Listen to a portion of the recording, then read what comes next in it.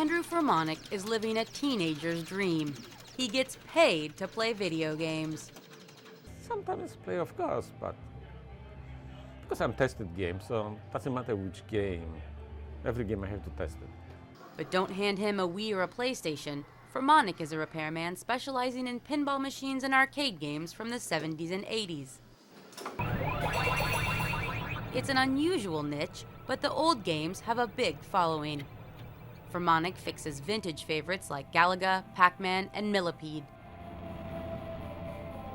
His clients include wealthy private collectors like John Bennett, who owns more than 120 games and keeps many of them in a room in his office building given over to his passion.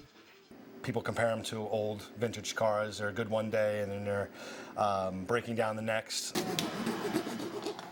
Furmanek began his career in Poland in the 1970s, repairing arcade games imported by the communist government.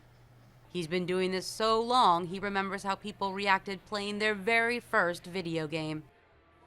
Wow, what's happening on the screen? Something is moving, you can control. It was fun. Furmanek arrived in the US in 1986, hot on the heels of Super Mario Bros. A quarter century later, his specialty is still in demand. This barcade near New York serves up beer and classic arcade games. It's so popular, it opened 2 new sites last year, and Furmanek is their go-to guy. But even for the expert, it's hard to keep the aging technology alive. Parts can be hard to find and often must be shipped from China. It's getting harder to repair vintage games, but fixing one feels almost like winning. Absolutely exciting. I'm a happy I did something. Furmanek prefers games like Double Dragon and Galaga to today's modern versions, and it's a good thing too.